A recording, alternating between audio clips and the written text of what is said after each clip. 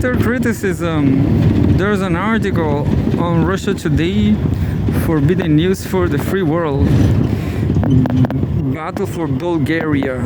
EU's future is at stake.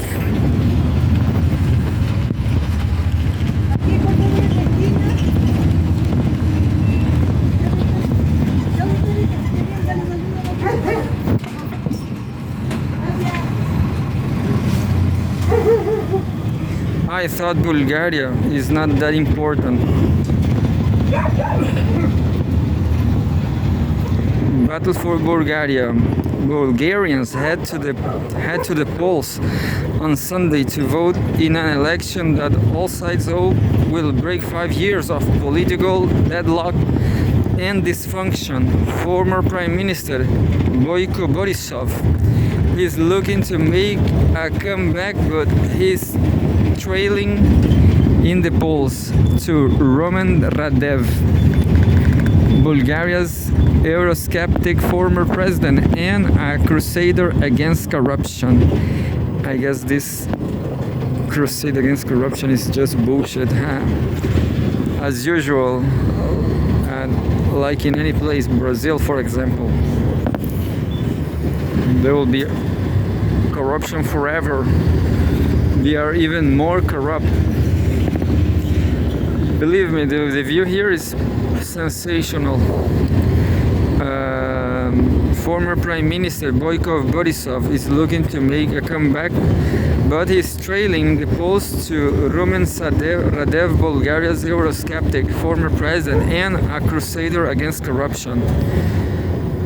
Russia Today explores how Radev's rise could spell the end of Bulgarian aid to Ukraine, how the EU is working to stop him, and how Bulgaria's caretaker prime minister is rushing to sign unpopular deals with Kiev before the vote. The consequences of the election are likely to extend beyond Bulgaria's borders. And this battle for Bulgaria is like a topic. There's a lot of articles about.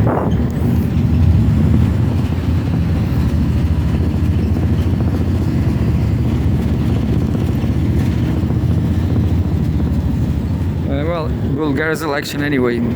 Battle for Bulgaria. Russia Today's definitive guide to Bulgarian elections. Right here is the best view in the whole world.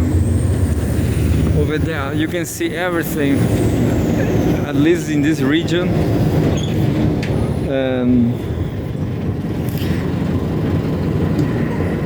Let's read the first. Let's read this.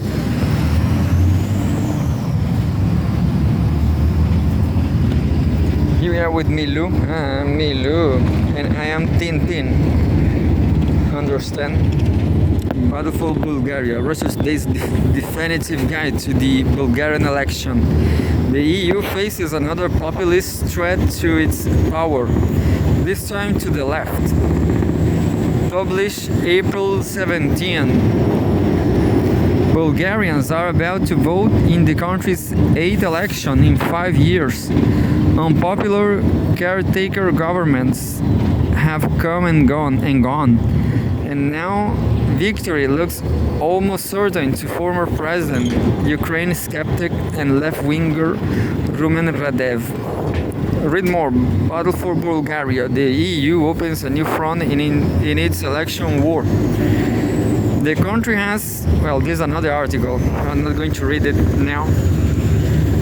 The country has been in state of political dysfunction since 2021, when then Prime Minister Boyko Borisov resigned after 9 years in office amid mounting corruption scandals.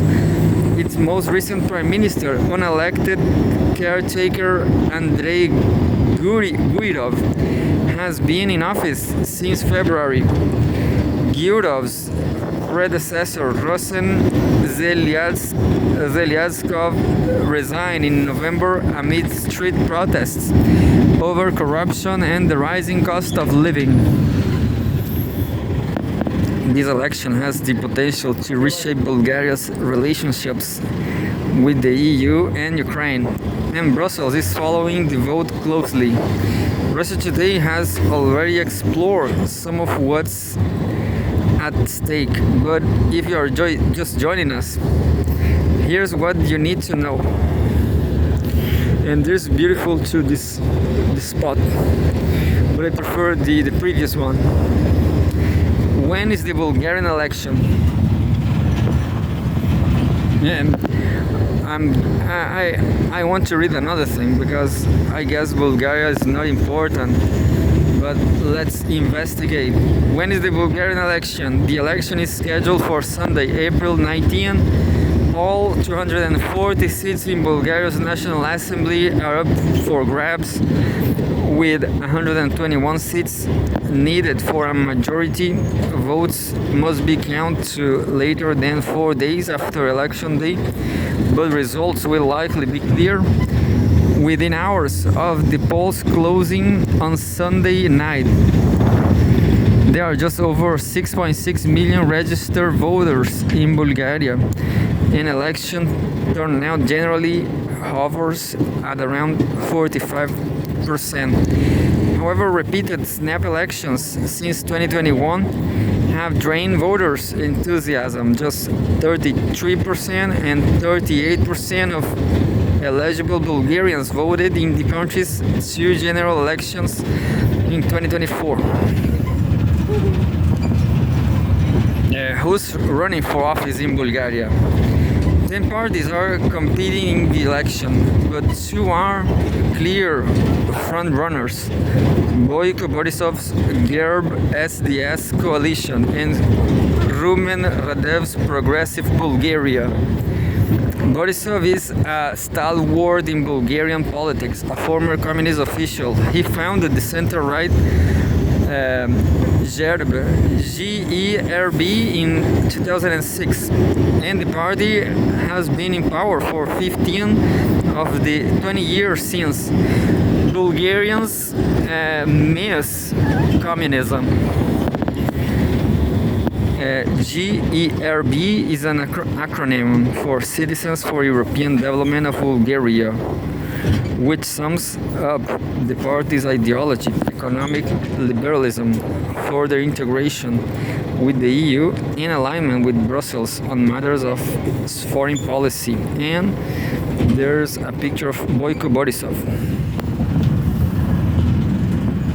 So Boyko Borisov believes in the EU. I guess it's a mistake, but yeah. Boyko Borisov leaves a polling station after casting his vote during parliamentary elections in Bankia, Bulgaria. Allegations of corruption have followed Borisov for the length of his political career. The GERB leader has been accused of ties to organized crime, intimidation of journalists, and embezzlement of EU funds. As protests against Borisov intensified in 2020, Politico declared that he had successfully created the quote-unquote the EU's mafia state. Radev has made tackling this corruption the central pillar of his campaign, vowing to dismantle the quote-unquote mafia oligarchic power structure that he says has run Bulgaria since the fall of communism and throughout its EU membership. While his Progressive Bulgaria coalition has founded less than 2 months ago, Radev is an established figure in Bulgarian politics, having served as president from 2017 until his resignation in February. During his presidency, Radev clashed with Borisov over corruption and withdrew confidence from the then Prime Minister's government in 2020. I'm going to skip this news, the whole subject. I'm going to jump to the next one. Not bad for Bulgaria, I don't care. I think it's not important. Let's read the live updates.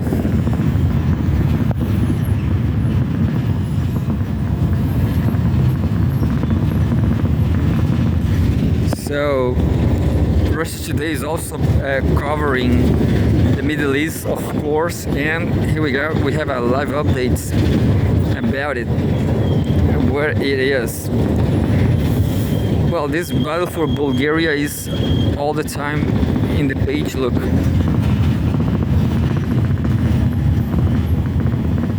We're going to read the live updates. Iran threatens to strike ships approaching Hormuz. There's photos and videos. At least 3 vessels have reportedly been attacked since Iran renewed restrictions on the strait. Published April 18. Vessels near the Strait of Hormuz seen off the coast of Oman. April 8. Iran's Islamic Revolutionary Guard Corps (IRGC) has announced that no vessels, regardless of their flag, are allowed to pass through the Strait of Hormuz while the US maintains its blockade of Iranian ports. Any attempting to approach the waterway will be targeted, it said.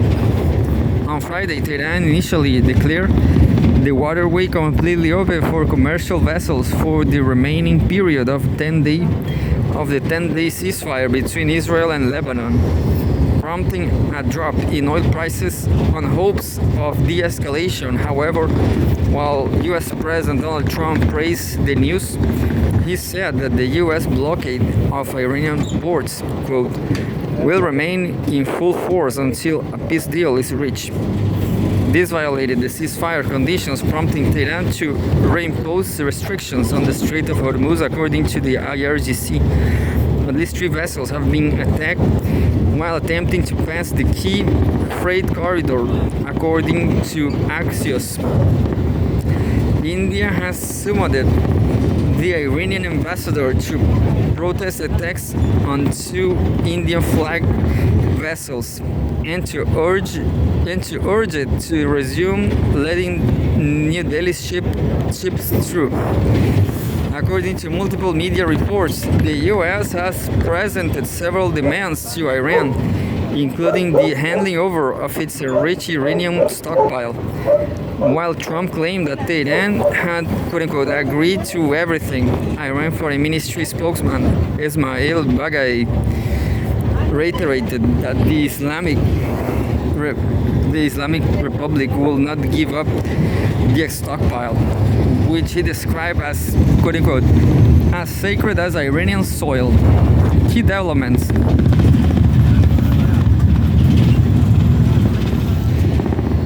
Trump has suggested that he will not extend the ceasefire with Iran and will resume attacks in the peace talks if the peace talks do not produce the desired result by Wednesday. That was the first. Second, one French peacekeeper has been killed and 3 others injured in southern Lebanon. President Emmanuel Macron has said, adding that Hezbollah has the most likely culprit. Hezbollah has denied involvement. At least 3 commercial ships have been attacked in the Strait of Hormuz, with at least 1 sustaining some damage, according to Axios.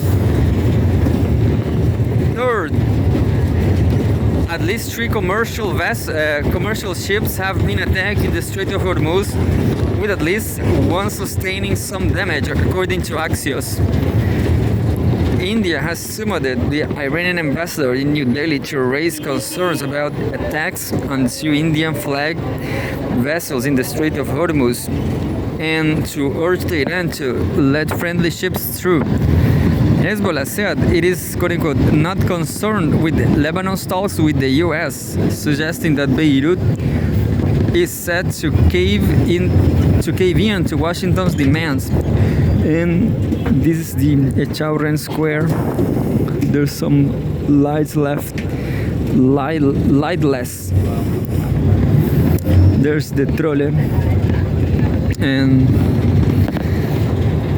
India has summoned the Iranian ambassador in New Delhi to raise concerns about attacks on 2 Indian flag vessels in the Strait of Hormuz and to urge Tehran to let friendly ships through.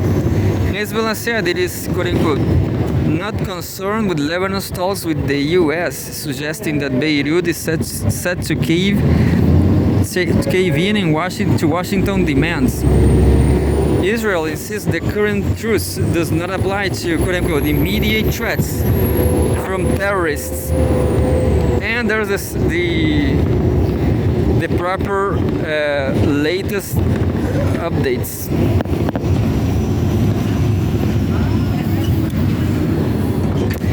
April 18, 2149. Iran has retained about 40% of its pre-war drone arsenal, enough to threaten shipping in the Strait of Hormuz. The New York Times reported, citing U.S. intelligence and military estimates. The report also said Iran has restored its missile launcher arsenal to about 60% of its pre-war level. That was Sotomayor Square. 1 hour before that, CENTCOM has published a photograph of an American destroyer participating in the US naval blockade of Iranian ports. Quote, the blockade has completely halted economic trade going into and out of Iran by sea.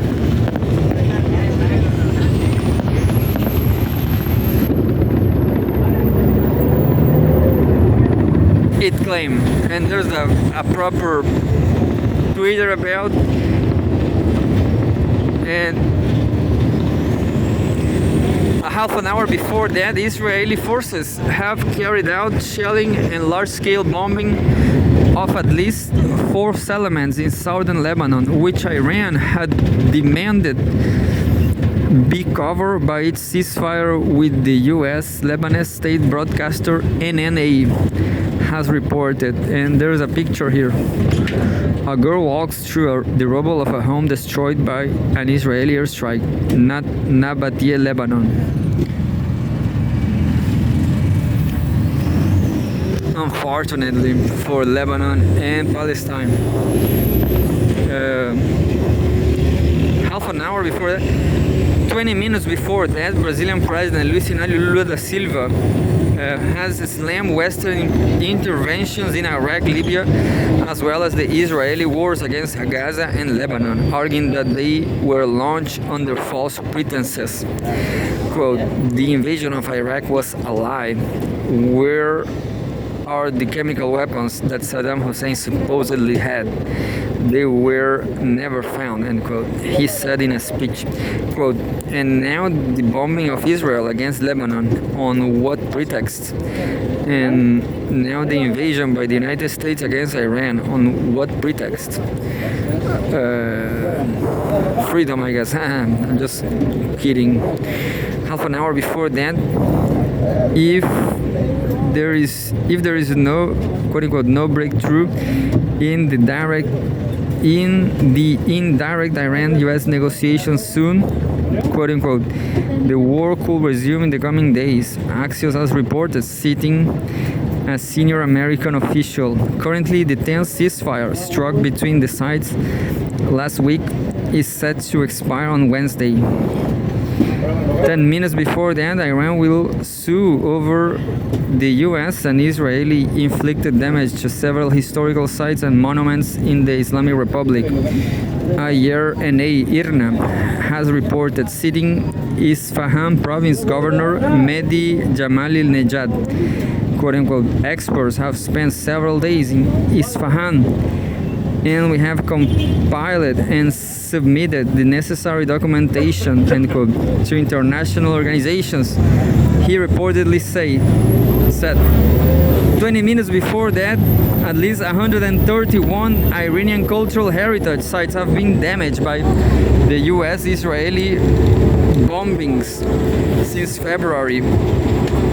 Hassan Fardousi, Secretary General of Iran's National Commission for UNESCO, has told Russia Today, there is no easy way to estimate the cost of the damage to the priceless sites, some of which are up to 400, 600 years old. Bartosi said, even if a site is restored, quote unquote, it cannot keep its originality anymore. It is a catastrophic situation, horrible, that unfortunately we could not protect and preserve the cultural heritage sites in our world. I'm going to stop because of the music, but cool.